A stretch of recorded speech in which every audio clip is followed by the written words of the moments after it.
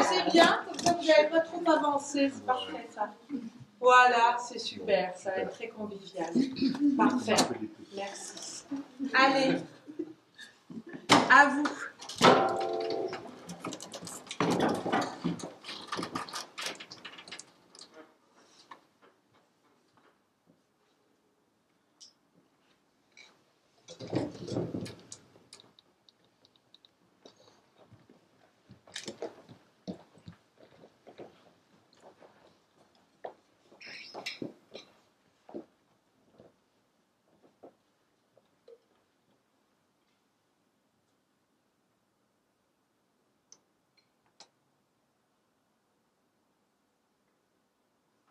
Est-ce qu'il vous arrive de lever les yeux au ciel et de regarder les étoiles?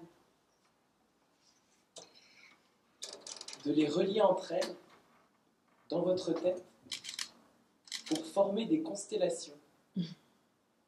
Le ciel a toujours fasciné les humains. Car regarder les étoiles, c'est regarder notre passé. Et oui, les étoiles sont si lointaines que leur lumière met parfois des milliers d'années à nous parvenir. Lorsque vous regardez une étoile, il est possible qu'elle n'existe déjà plus.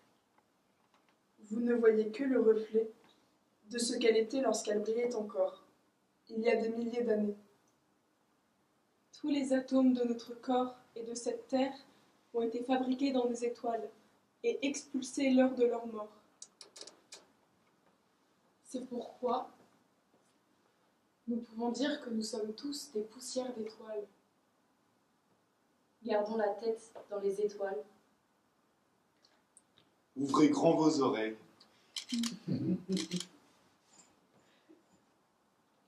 Nous allons vous raconter des histoires encore plus vieilles que les astres.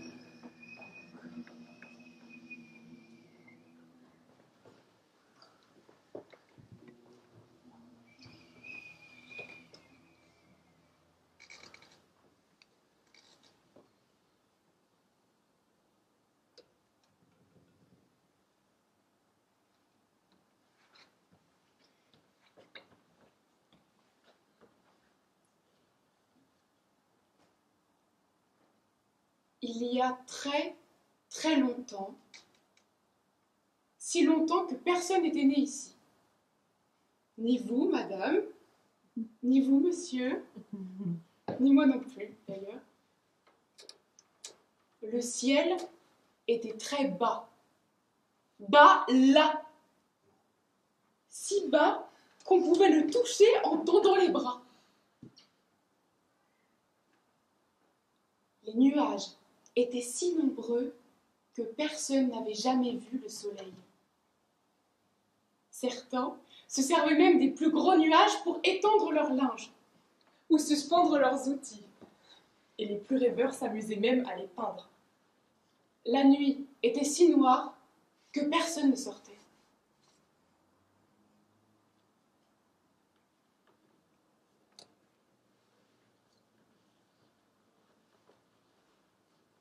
Une petite fille marche sur un chemin de terre. Elle saute et frôle les nuages de ses petits doigts. Elle tient la main de sa mère, une dame très grande, trop grande pour le ciel qui, lui, est trop bas. Alors elle doit courber la tête, de peur de cogner les nuages. Elles arrivent devant une maisonnette bleue, dont le toit plat touche le ciel. La petite fille court jusqu'à la porte et attrape la poignée. Maria, ma chérie, viens donc m'aider à éplucher les légumes. Après, si tu veux, nous irons peindre quelques nuages. Ah oui, j'adore peindre les nuages. Les petits pieds de Maria claquent sur le carrelage bleu et froid de la maison et rejoignent les grands pieds de sa mère dans la cuisine. La femme ouvre la fenêtre et elle prend une casserole qu'elle avait posée sur un nuage. La petite fille passe sa tête sous le bras de sa mère et elle regarde le ciel. Les nuages! On dirait de la chantilly! Oh, mais comme c'est bien triste tout ce noir, ce blanc. Si je pouvais choisir une couleur, je choisirais le bleu, comme la maison. Comme tu es rêveuse, ma fille. Continue de rêver sur les carottes maintenant. Le temps passe. Oui, le temps passe vite dans les contes. La petite fille est grande, mais son sourire l'est moins. Elle traîne des pieds sur le carrelage de la maison, qui paraît bien terne. Les murs sont décrépits. Un courant d'air la mène jusqu'à la chambre de sa mère. Plongée dans le noir, volets fermés. La maison est silencieuse. Seul le vent fait claquer les volets et s'infiltre par la porte d'entrée. Maria est seule. À tâtons dans la pénombre, elle fouille les tiroirs.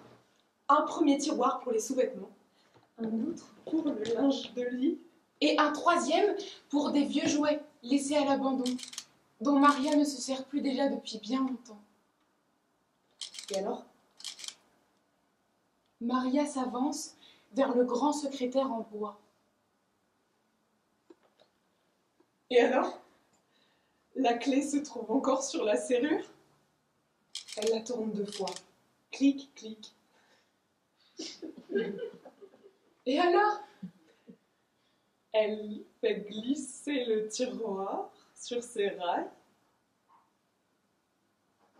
Et alors elle sent sous ses doigts plein de petites perles.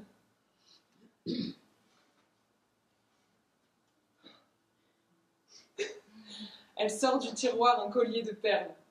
Des perles laiteuses et nacrées. Et Elles alors ont l'air si nombreuses. On pourrait passer des heures à les compter. avec son autre main, elle sort un autre objet qui brille du même éclat. Comme c'est joli. Et alors, elle sort un peigne en argent, une sorte de petit arc de cercle gravé, serti de petites pierres précieuses. La lumière des 2 objets ravive le sourire de Maria. Elle s'empare de ces 2 trésors et court vers sa chambre devant son vieux miroir.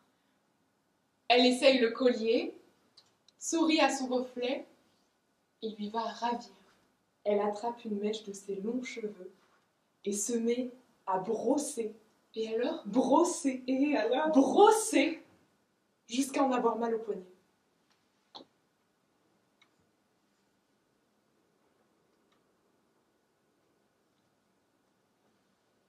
Un jour, alors que Maria est assise sur le rebord de l'unique fenêtre de sa chambre, sa mère vient lui parler. Maria, ma chérie, notre buffle s'est encore enfui. Je pars le chercher avant que l'obscurité ne recouvre les chemins. Je t'ai laissé le riz sur la table de la cuisine. Pile-le et mets-le à cuire avant mon retour. Oui, maman.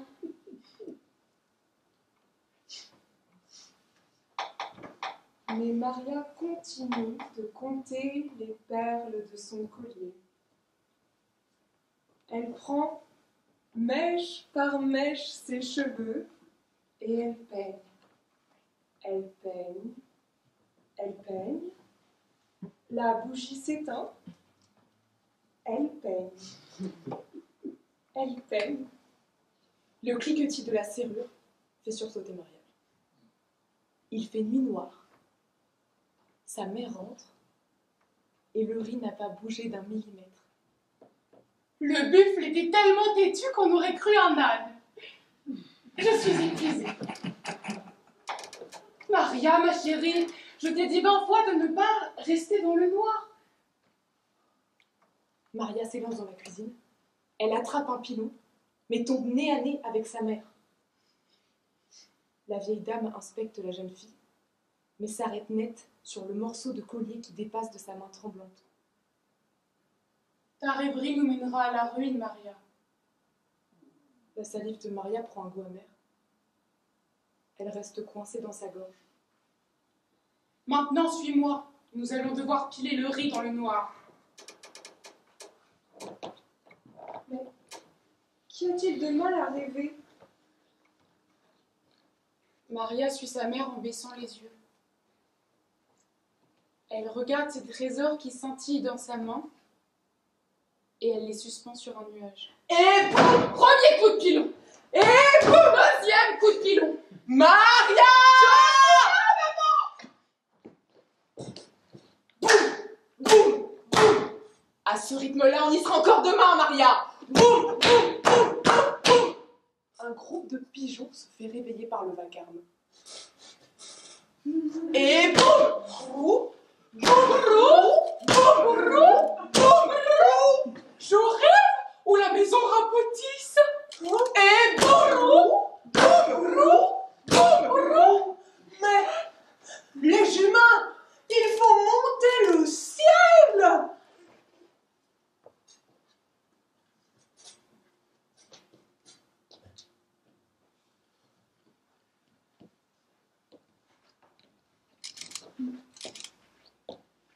La mère de Maria se redresse, mais aucun nuage ne la cogne. Maria tend la main pour récupérer ses trésors, et ils ont disparu.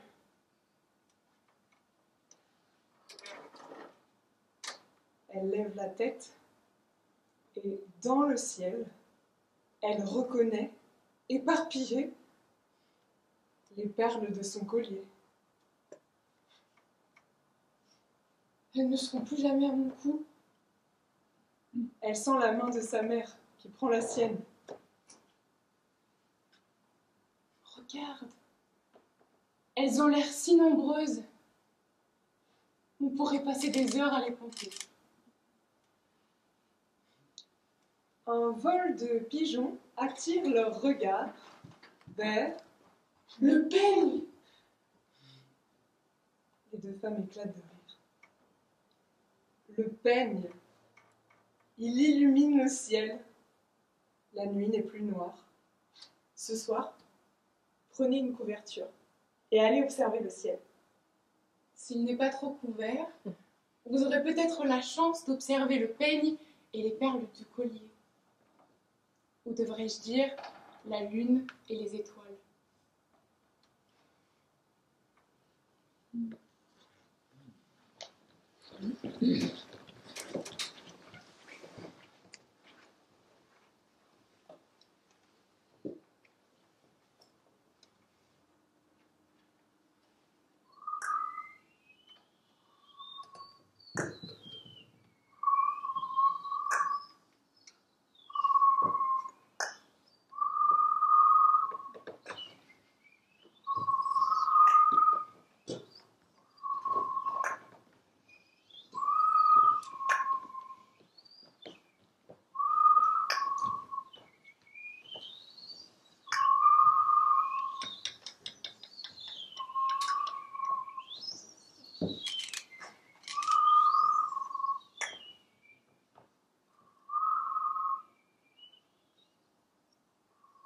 Qu'est-ce que vous préférez? jour ou la nuit?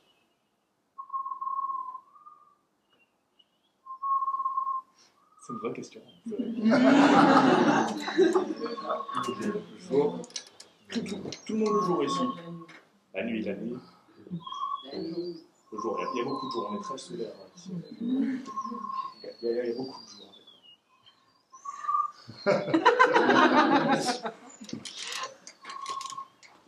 Je ne saurais pas quoi choisir. Le jour, la nuit, le jour, nuit, on ne sait pas.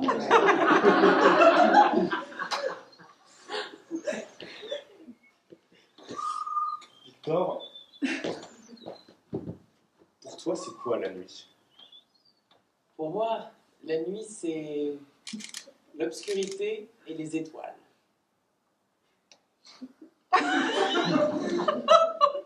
Toi, Benjamin, c'est quoi pour toi la nuit? Pour moi, la nuit, c'est le silence. Et Charline, pour toi? Pour moi, la nuit, c'est la fête. Bref. Et pour toi, Tristan? Pour moi, la nuit, c'est le repos, l'apaisement.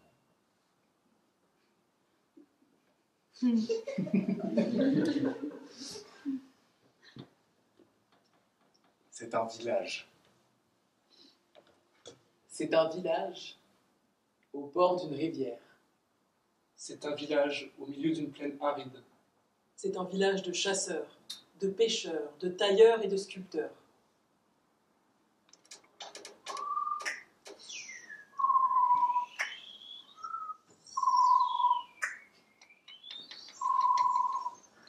Les étoiles s'allument comme des milliers de petites ampoules dans le ciel.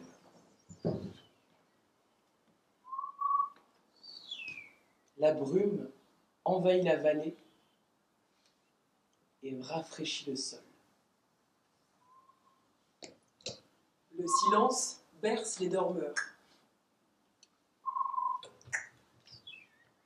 L'obscurité s'étend dans tout le village. C'est la nuit. C'est la nuit. C'est la nuit.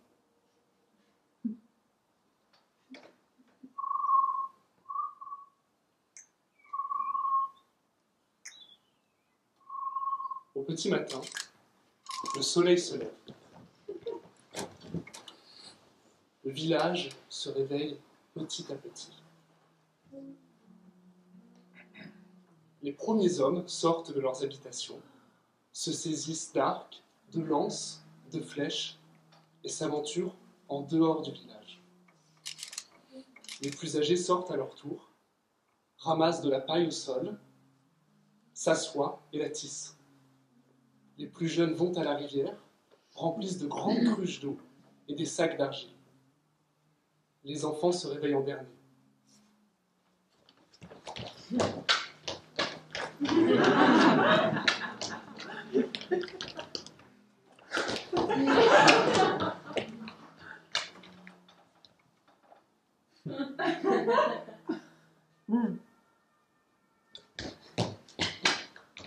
Tu vas arrêter de nous tourner autour comme ça?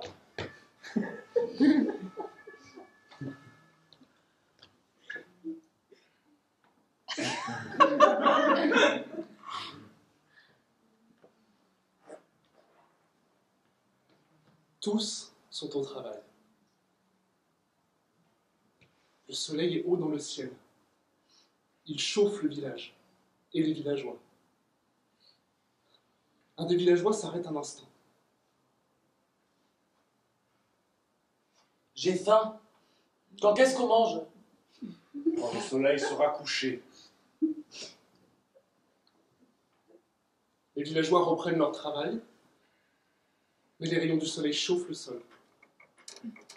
Ils chauffent aussi les villageois. Les chasseurs, qui étaient partis, reviennent au village, avec des sacs remplis de petits gibiers et de fruits. Le chef s'avance vers eux.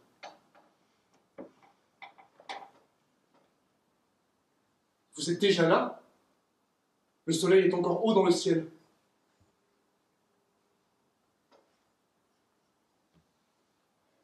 Les enfants se sont endormis, les uns à côté des autres, à l'ombre d'un arbre. Et un des chasseurs s'est évanoui. Le soleil chauffe encore et encore, rougit la peau des villageois, des grosses gouttes de sueur tombent de leur chevelure.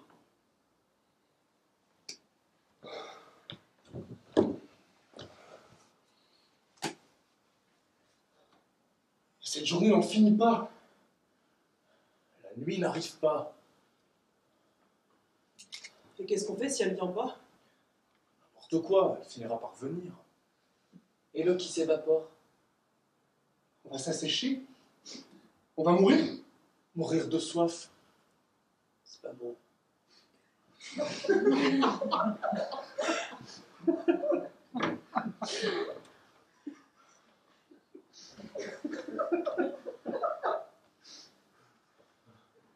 Ô toi qui brilles là-haut dans le ciel, quand cesseras-tu de nous éblouir? Fée, calmez tes rayons. Entends-tu pas nos soupirs? Laisse danser les étoiles dans le ciel. Laisse la lune nous éclairer.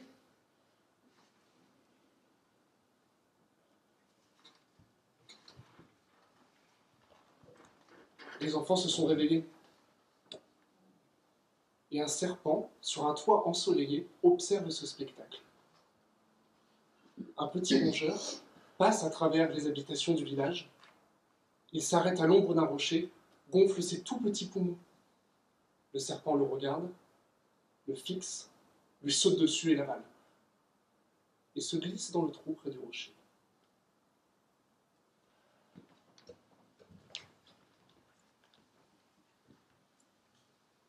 Une nuée d'oiseaux blancs passe dans le ciel bleu. Un enfant les regarde, adossé à un arbre mort.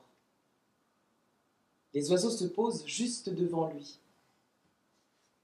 L'enfant ne bouge presque pas. Il est assommé par la chaleur.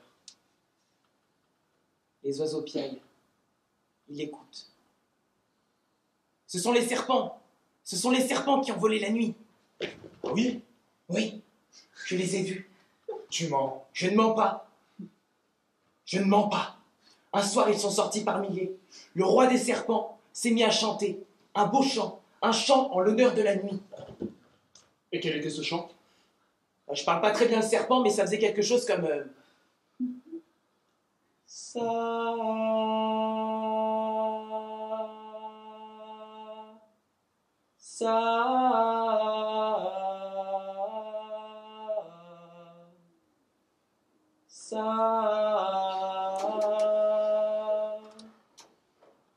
Depuis, la nuit a disparu. On ne peut pas la trouver et les jours n'en finissent plus. Quoi? Un enfant crie. Les oiseaux sursautent, ils s'envolent. C'est eux, c'est les serpents qui ont volé la nuit. Les oiseaux l'ont dit. La rumeur envahit tout le village. Le chef arrive.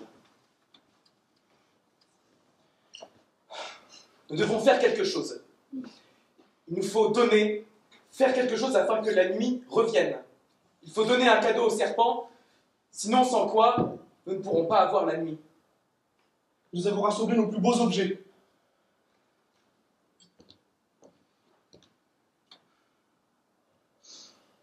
L'arc. Ce sera l'arc. Voici l'objet le plus beau, le plus robuste et le plus fin des hommes.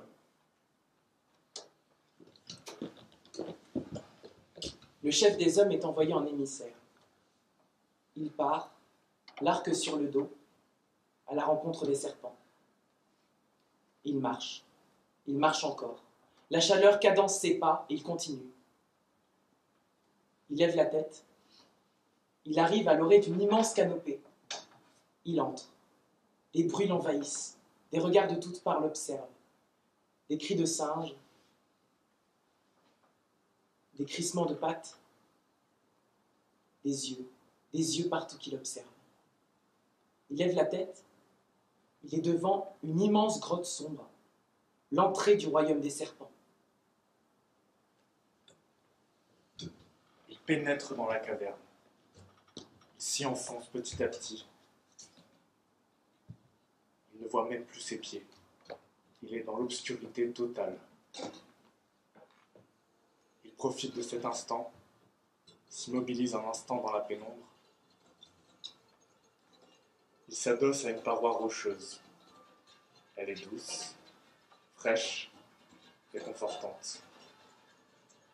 Et petit à petit, il sent qu'il s'enfonce dans la paroi.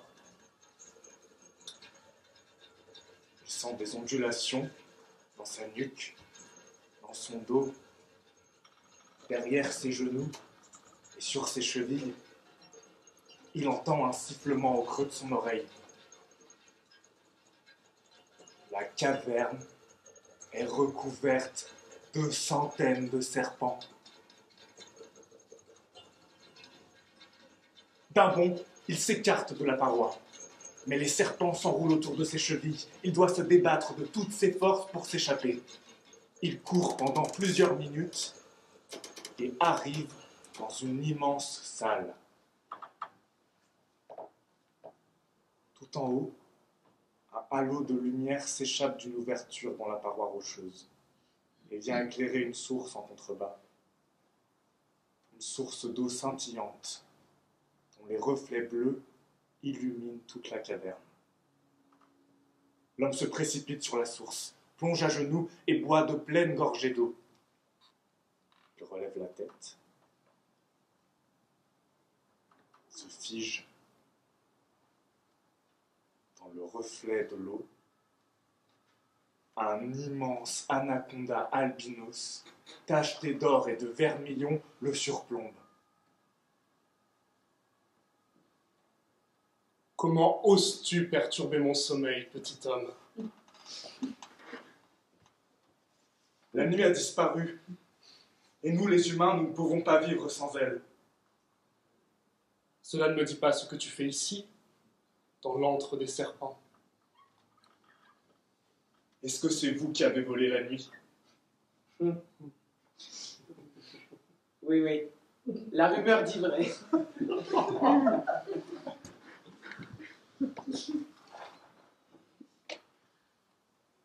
Qu'est-ce que tu attends de moi, petit homme? Qu'est-ce qui vous a pris? Pourquoi voler la nuit? Vous devez nous la rendre, sans quoi tous les hommes et tous les animaux mourront. Très bien. Qu'as-tu à me proposer en échange?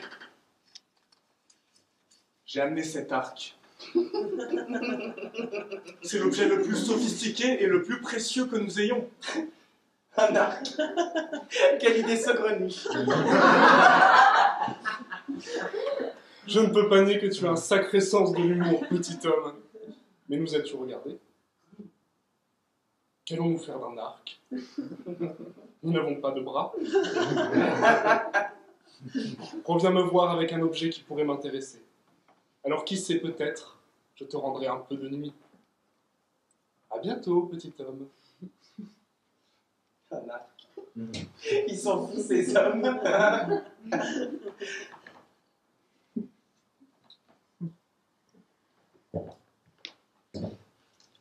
L'homme sort de la grotte, son arc à la main. Il s'enfonce dans la jungle de nouveau en direction du village. Sur le chemin, deux petites araignées, rafraîchies par l'ombre de leur toile, le regardent passer.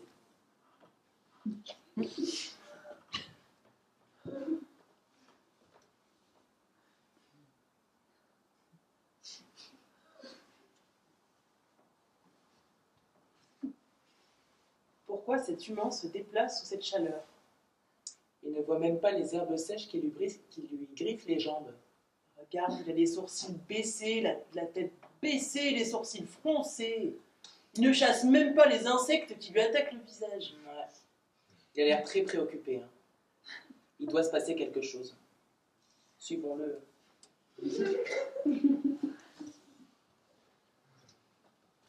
Non, pas toi. Le chef, suivi par les deux petites bêtes, arrive au village. Des corps d'hommes et d'animaux jonchent le sol. Une odeur de chair grillée s'infiltre dans leurs narines. Les deux araignées écarquillent leurs 8 yeux. Ah, quel spectacle horrible! Regarde là-bas près de la rivière. Il y a un homme qui ramasse des poissons cuits par la chaleur. Mais nos pâtes aussi vont griller si on reste ici. Tu as raison, partons avant que nos pâtes grillent. Les deux bêtes s'enfuient à toutes pattes et laissent seul le chef endurer ce spectacle. Il réunit le village.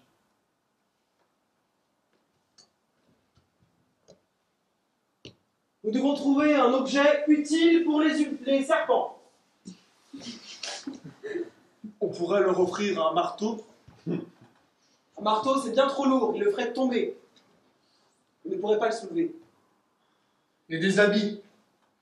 Les vêtements, les serpents rampent, les vêtements se déchireraient.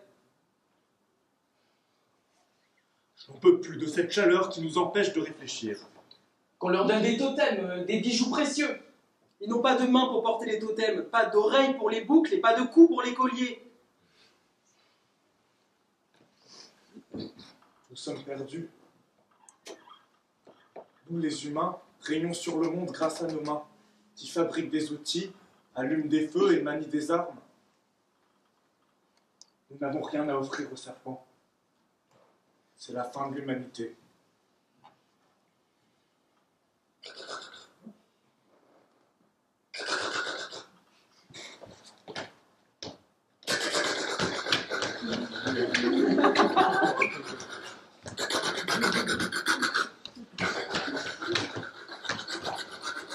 C'est ça, une crécelle. C'est l'objet que nous pouvons offrir aux serpents. Ils l'utiliseront pour danser et ils pourront l'attacher au bout de leur queue. C'est parfait. J'irai leur proposer les crécelles. Le village remplit un sac entier de crécelles et le chef retourne en direction de la grotte. Une fois arrivé devant le trou béant, il s'aventure à toute vitesse vers la source. Il s'arrête, l'anaconda est devant lui. Il le regarde fixement.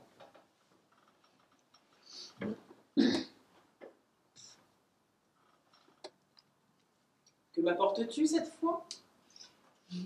L'homme déverse les crécelles devant l'anaconda. Le reptile le regarde, écarquille ses yeux, ouvre sa bouche et sort ses crocs acérés. Et que veux-tu que j'en fasse? Tu n'as qu'à mettre l'instrument autour de ta queue. Le serpent prend l'objet.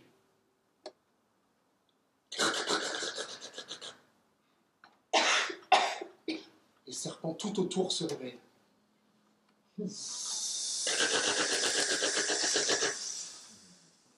La musique résonne en écho dans toute la grotte.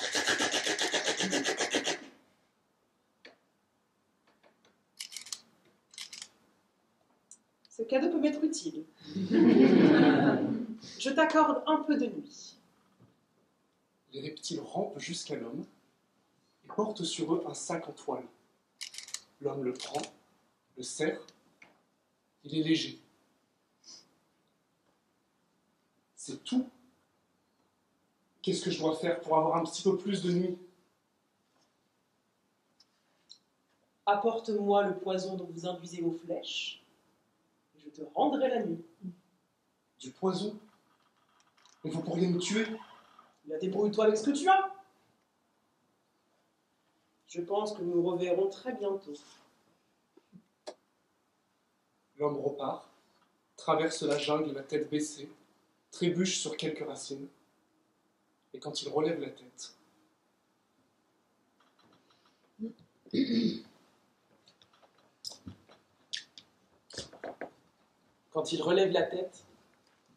il est arrivé au village. Les cabanes ont été dévastées par un incendie. Devant lui, un immense tas de morts forme une ombre gigantesque. À l'ombre de ce tas, les vivants, les joues creusées, restent, se reposent. Ils voient le chef. Ils avancent. Le chef se hâte. Il ouvre le sac. Une ombre tache les hommes. Puis le village. Puis la vallée. Puis la rivière. La nuit se répand. Enfin! Enfin la nuit! La terre se repose. Les hommes heureux ferment les yeux. Le chef ferme les yeux. Ils s'endorment. Mais à l'instant même où leurs yeux se ferment, une brèche se forme dans le ciel noir et crache une lumière incandescente. Les hommes crient. La nuit s'en va! Le jour de nouveau écrase la terre ne se repose plus. Les hommes rampent à la recherche d'ombre, mais l'ombre a fondu.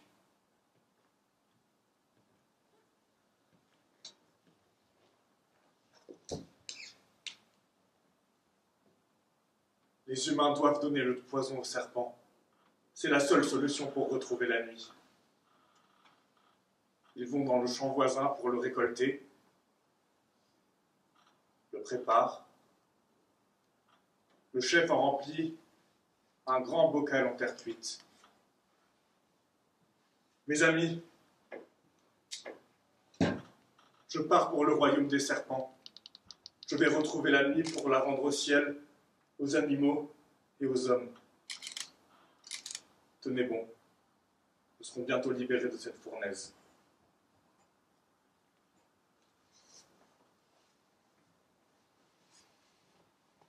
L'homme s'enfonce dans la jungle de nouveau et arrive à la grotte.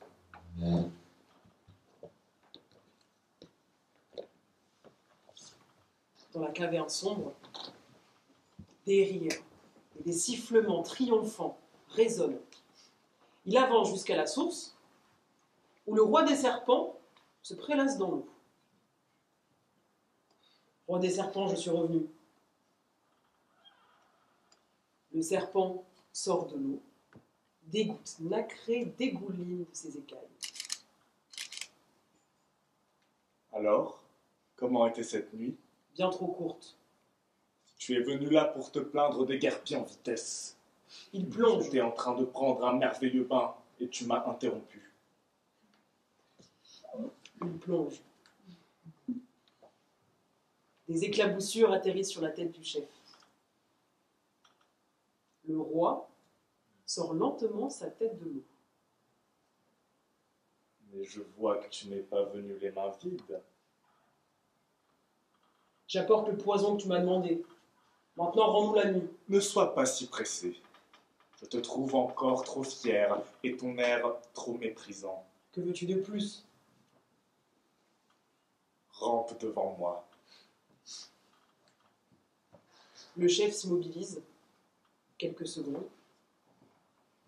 Puis il pose le vase de poison. Il se met à genoux, puis sur le ventre. Son nez touche le sol frais.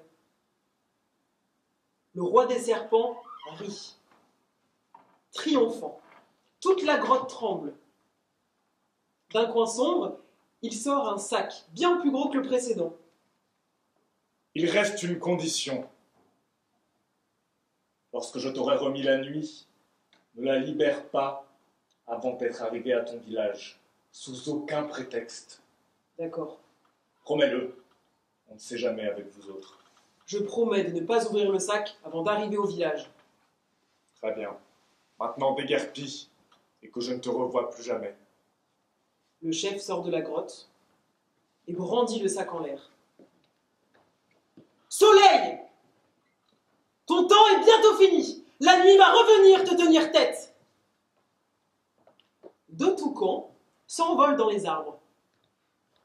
Oh là là, il m'a fichu une de ses pros, celui-là! T'as entendu ce qu'il vient de dire, hein? T'as entendu? Un peu que j'ai entendu, j'en ai fait tomber des plumes. Youhou! Le parent de la nuit! Le parent de la nuit! Le parent de la nuit! Le parent de la nuit! Le parent de la nuit! Le parent de la nuit!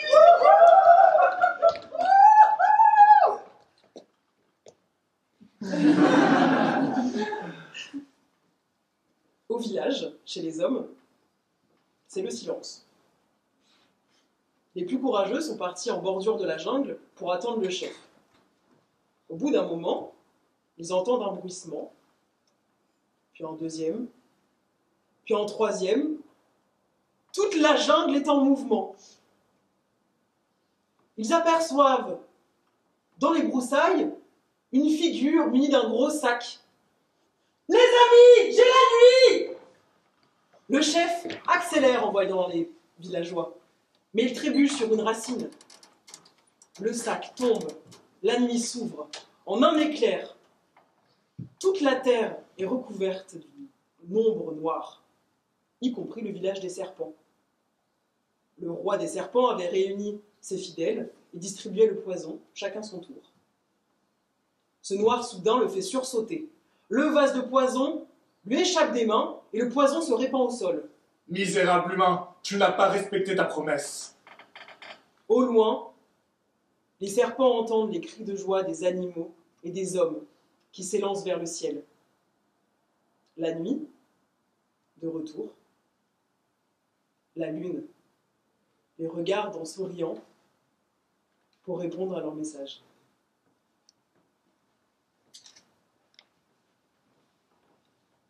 Et si vous regardez la lune, vous remarquerez qu'elle a gardé ce sourire de cette nuit passée. Les serpents, eux, sont restés rancuniers. Quand ils croisent les humains, ils sifflent leur rancœur et font sonner leur crécelle. À cause de la nuit que les hommes ont déversée trop tôt, tous les serpents n'ont pas de poison. Les plus faibles n'ont même pas pu en goûter une goutte et n'ont plus que leur crécelle pour danser.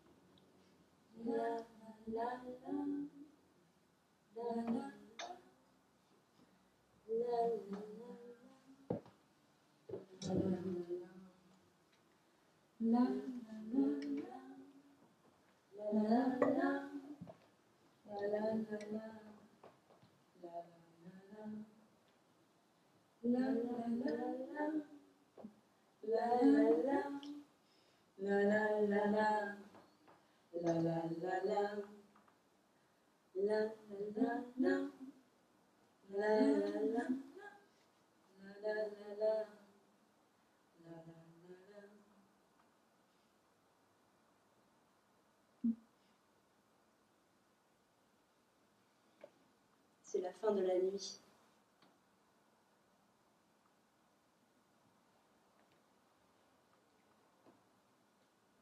Le bleu et le rose se mélangent dans le ciel.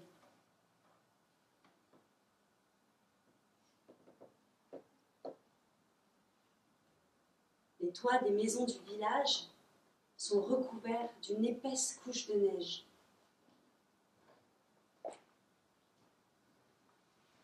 Dans le village, il y a une petite maison faite de planches en bois.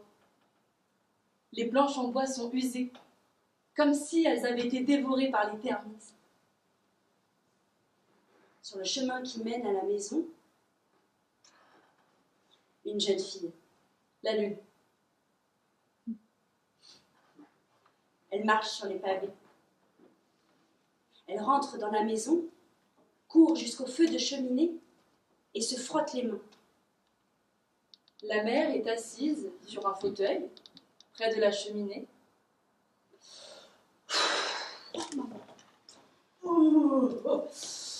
Est-ce que tu peux me coudre un manteau? J'ai trop froid quand je sors la nuit. Mais quelle idée de sortir la nuit aussi! Bon, allez, viens, monte sur la table. Je vais prendre tes mesures. Alors. Oh là là là là. Les jambes, j'adore. Elles sont super fines, quoi. Ah là là. Attends-moi, je vais prendre des aiguilles, ok? La mère ouvre l'armoire, prend un tas de tissus, va à sa table à couture et prend le dé à coudre. La jeune fille descend de la table, rejoint le feu de cheminée, s'allonge, ferme les yeux et s'endort. Ses cheveux scintillent. Elle se réveille. Ses cheveux argentés la réveillent. Elle se relève et regarde sa mère. Le tissu du manteau s'étale sur les genoux de sa mère. Tu as bientôt fini, maman, là? Ma chérie, un manteau, ça ne se fait pas en un claquement de doigts. Mais moi, je m'ennuie. Il n'y a rien à faire dans cette maison-là. Les murs sont vides, il y a de la poussière partout. Ah, je sors.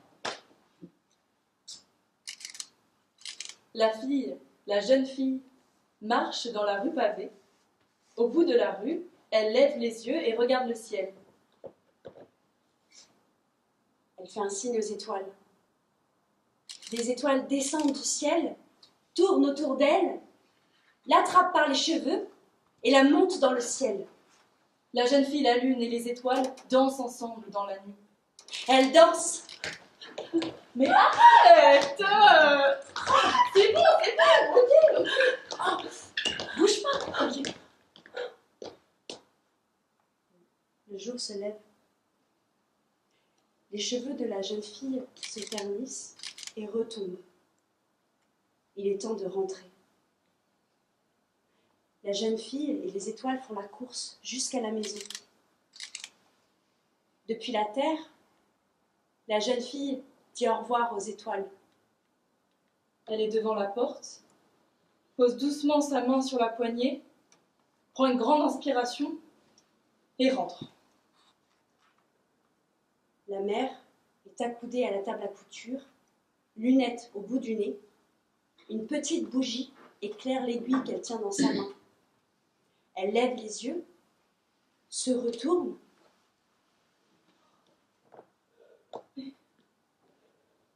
Qu'est-ce qui s'est passé? Le manteau, il ne va jamais t'aller. Je suis désolée, maman, je ne sais pas ce qui se passe. En une nuit, comment est-ce possible? Ma chérie, tu as trop grossi. La mère ouvre l'armoire, prend une pile de tissus, retourne à sa table à couture et ouvre le tiroir pour prendre le découseur.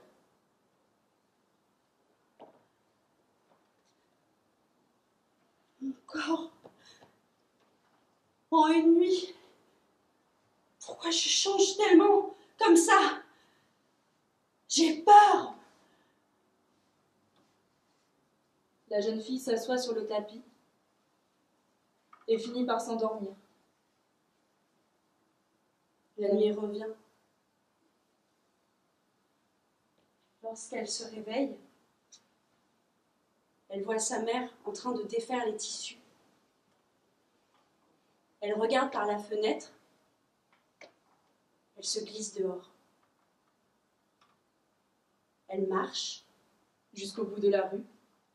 Elle court et se lance dans le ciel. Là-haut, elle danse, elle joue. Comme la nuit précédente, avec les étoiles. Elle s'amuse. Elle ne voit pas les jours et les nuits passées. Au bout d'une semaine, elle rentre.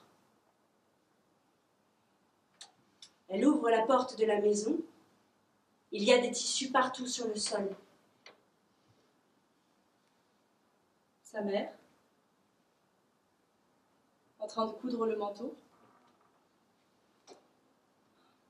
La jeune fille devient toute pâle. Elle est fine, si fine comme un croissant de lune. C'est toi, ma fille? Oui, c'est moi, maman.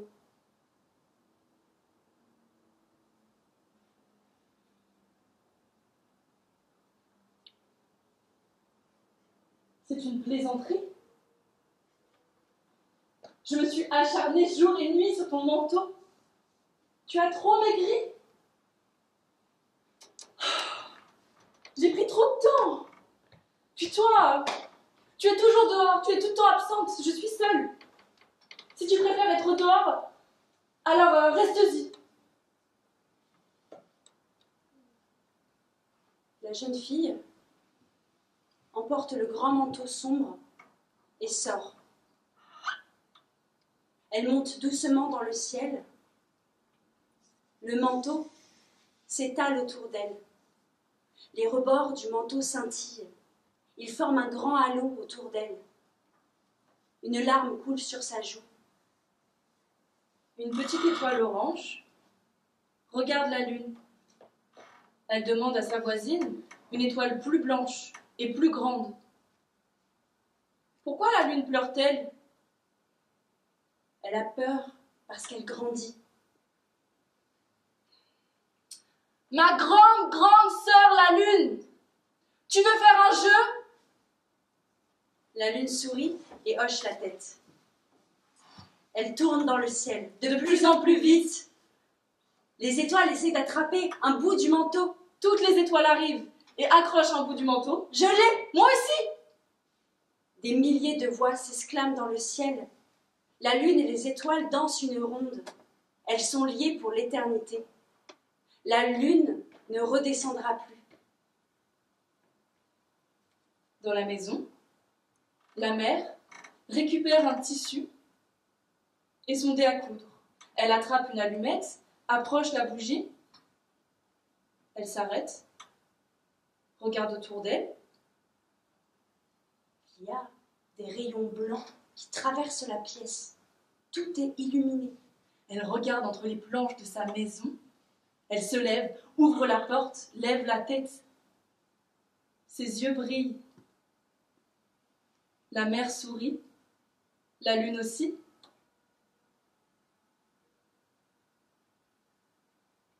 Ma fille, tu es née de moi, ta mère, la terre. Je viendrai toutes les nuits te regarder. Et moi, ma chère mère terre, je t'éclairerai. Et j'ai pleuré, tant pleuré, pour toi ma fille, file, file, file. Mes larmes ont inondé tant d'océans et de marées, pour toi ma fille. La lune, ma jolie Neptune, dans ma maison de bois j'entends ta voix. Tu es partie dans les astres clairs et vernis. Que vais-je faire du son du vide?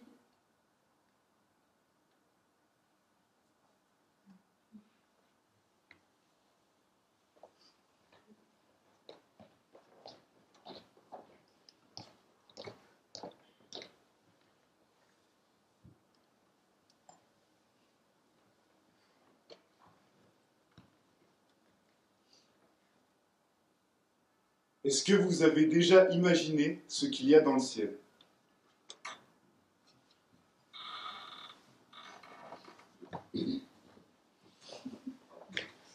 Vous pensez peut-être que le ciel est bleu, qu'il y a des nuages blancs, Des oiseaux, des avions, peut-être même des hélicoptères. des satellites, l'ISS. En réalité, dans le ciel, il y a un gigantesque royaume, coupé en deux par un fleuve suspendu, dont l'eau a des reflets argentés. Ce royaume est dirigé par un roi.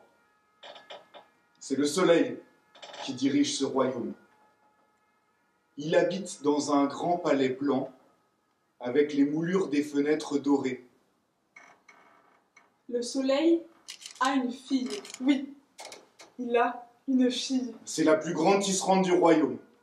Chaque jour et chaque nuit, elle travaille derrière son imposant métier à tisser. Elle tisse la toile du ciel, une immense tapisserie faite de tissus très fins. Le matin, à l'aide de fils de lin rose et orange, elle enveloppe son père d'un long manteau très doux. Et elle retouche la toile du ciel et fait un dégradé du bleu au orange pour faire apparaître l'aube. Au zénith, elle utilise des fils de chanvre rugueux. Et déroule un long tissu bleu. Elle coiffe son père d'une couronne de fils de soie jaune qui forme un grand halo brillant autour de sa tête. Au crépuscule, elle prend ses fils de lin roses et rouges et fabrique une longue cape traînante à son père. Et elle accompagne sa chute d'un immense dégradé de bleu, de jaune, de rose et de rouge.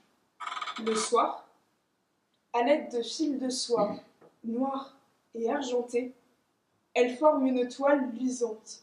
Elle rajoute aussi quelques perles et boutons d'argent pour accentuer l'éclat de la nuit. Leur lueur éclaire la terre. Même cette petite colline, perdue en bas. Sur la terre, en bas de cette petite colline, un jeune bouvier rentre son troupeau dans leur enclos. Il va s'allonger dans l'herbe, il s'adosse contre une meule de foin. Comme chaque soir, il regarde le ciel avant de s'endormir.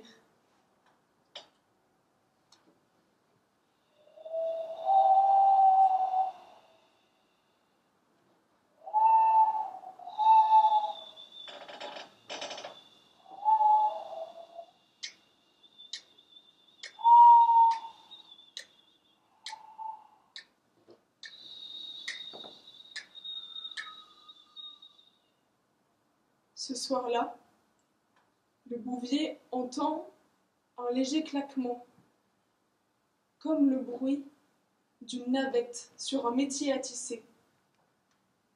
Le bruit le berce et il s'endort paisiblement. Dans son sommeil, il rêve. Il rêve d'une jeune femme derrière un grand métier à tisser doré. Les doigts de cette jeune femme sont longs et fins et dansent entre des fils. Dans ce rêve, la navette échappe des mains de la jeune femme. La navette tombe au sol. Boum! Le bouvier sursaute. Il se réveille. Il est allongé dans l'herbe. Il regarde le ciel et se rendort. Le même soir, dans le ciel, la tisserande travaille sur la nuit. Elle rajoute quelques perles et elle fait tomber la navette de son métier à tisser. Elle se baisse pour la ramasser et en se baissant, elle regarde ce qui se passe sur terre. Et sur une colline, elle voit le jeune bouvier allongé dans l'herbe, endormi, avec un grand sourire aux lèvres. Elle reste immobile plusieurs secondes, regarde le bouvier, récupère sa navette et reprend son tissage. Seulement, elle a fait un petit trou dans la toile du ciel. Alors, elle prend un bouton d'argent qu'elle accroche par-dessus pour le camoufler. La nuit suivante, la tisserande accroche une perle à la toile du ciel. Elle fait tomber la boîte de fer blanc qui contient toutes les perles d'argent. Elle se baisse et en ramassant les perles, elle regarde le bouvier. Il a toujours le même sourire. La nuit d'après, c'est le fil de soie argenté qui lui échappe des mains. Elle se baisse pour le ramasser. Son père la surprend. « Ma fille !»« Ma fille !»« Je te vois ces derniers temps. Tu es troublée. »« Que se passe-t-il ?»« Père, je me sens seule. J'aimerais avoir quelqu'un pour me tenir compagnie. »« Mais Je suis là, moi. Non, tu peux me parler si tu veux. J'aimerais un ami. Je pensais qu'on pourrait amener quelqu'un de la Terre. De la terre. De la Terre. De la terre. De la Terre. Oui, je connais quelqu'un. Je le vois le soir en tissant. Il sourit. Il rêve. Et c'est qui, ce quelqu'un? Un bouvier. Celui qui s'occupe des bœufs. Un bouvier. Un bouvier. Oui. Ce bouvier-là.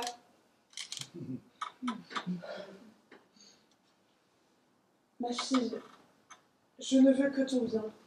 Je vais y réfléchir.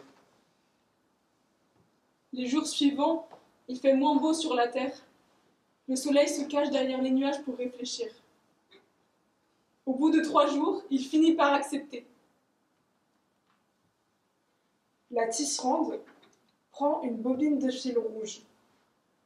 Elle laisse tomber un fil qui descend du ciel, passe à travers les nuages et continue sa route jusqu'à atterrir sur le nez du bouvier.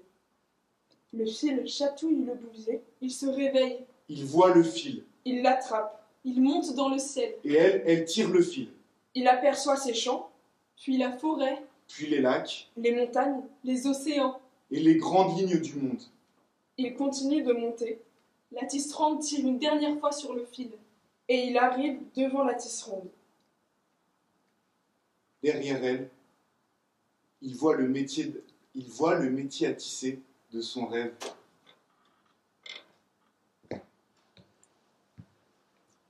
Je te reconnais. Qui es-tu? Je suis la tisserande du ciel. C'est mon travail que tu regardes le soir avant de t'endormir. Je t'ai vu dans mes rêves. Bah le voilà ton rêve. La tisserande le prend par la main. Elle l'emmène dans les nuages cotonneux. Il court, il se sourit. Toute la journée, les 2 jeunes personnes sautent d'étoile en étoile. Ils dansent sous la neige. Ils glissent sur des arcs-en-ciel. Sur la terre, on peut entendre des éclats de rire si on tend l'oreille. À la fin de la journée, les 2 amoureux regardent la terre. Ils ont la tête dans les nuages. Le bouvier se tourne vers la tisserande.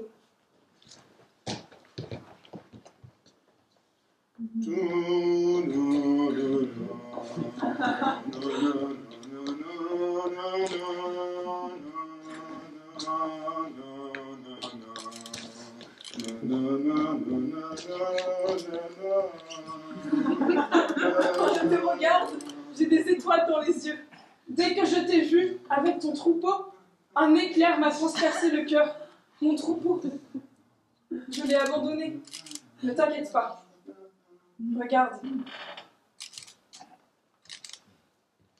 La tisserande prend un gros morceau de coton qu'elle façonne entre ses doigts pour former un nuage. Elle lance ce nuage en direction de la terre, vers la colline du bouvier. Elle reprend un gros morceau de coton, refait un nuage et le relance.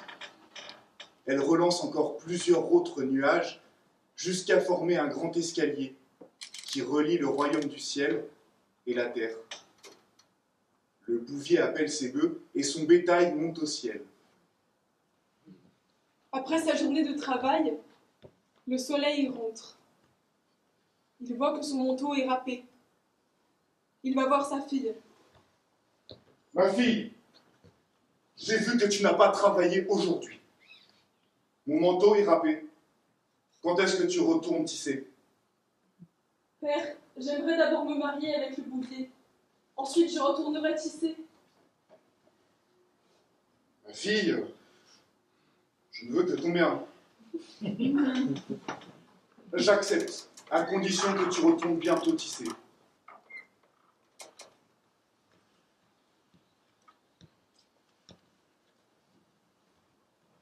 La tisserande retourne à son métier à tisser. Et quelques jours plus tard, sur un grand nuage voluptueux, les 2 amoureux se retrouvent. La tisserande porte une longue robe de soie argentée et le bouvier, un costume d'un blanc scintillant. Les invités jettent de la poussière d'étoiles sur les jeunes amoureux.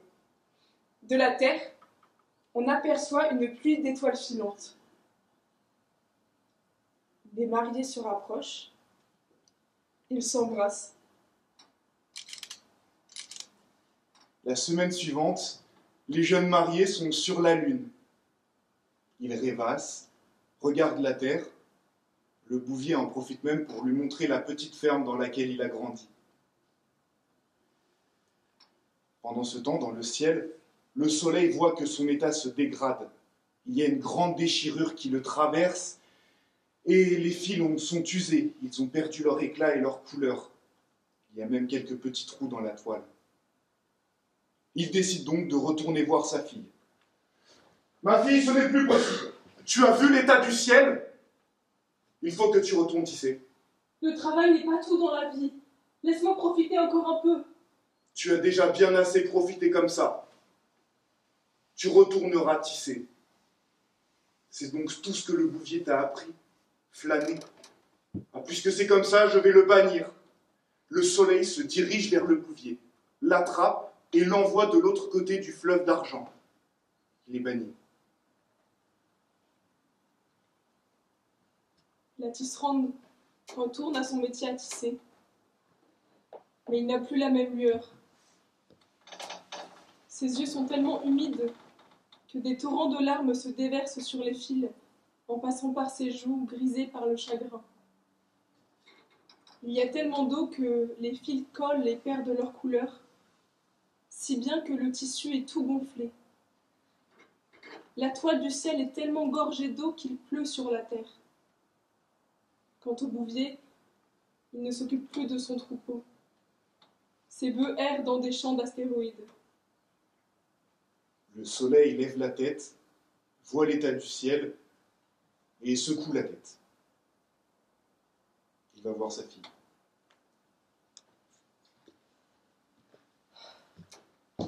Ma fille,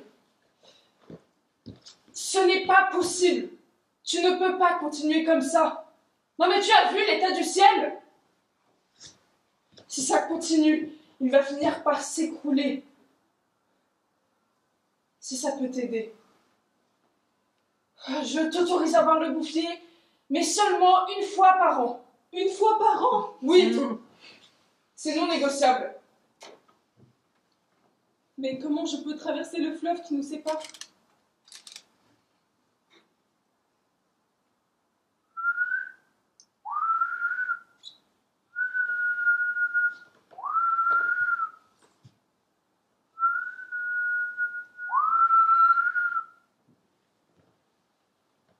De partout, des nuées de pie arrivent et forment un gigantesque nuage au-dessus du fleuve d'argent. Ce nuage devient un pont que la tisserande traverse pour rejoindre l'autre rive. Elle a retrouvé le bouvier.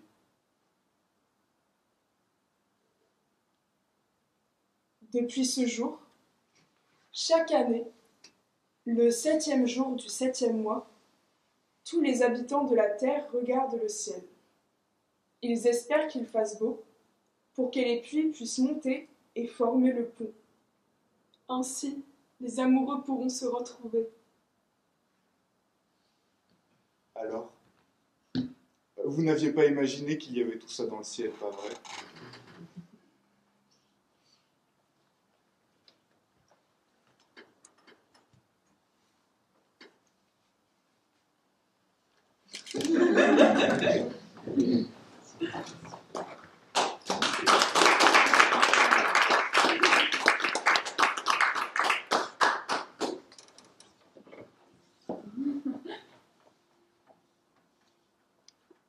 Constellation, d'après le Becherel.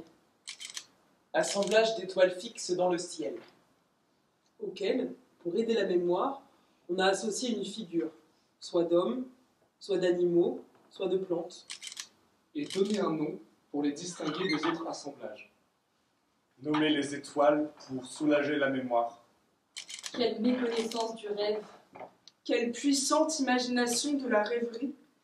Pourquoi en a-t-on fait de savants grimoires? Pourquoi a-t-on remplacé les ciels par les livres?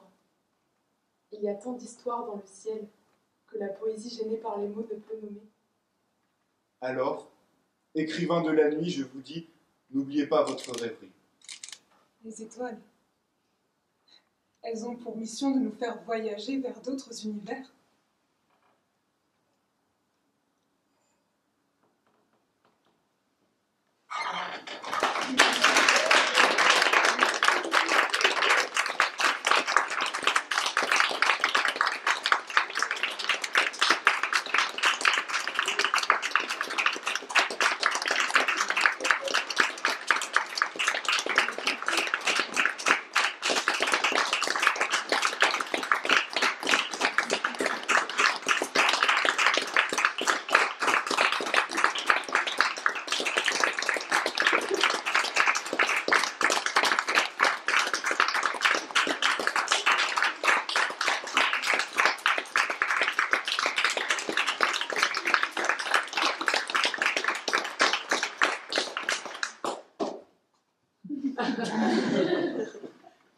Merci. On se prend 5 minutes et on se retrouve.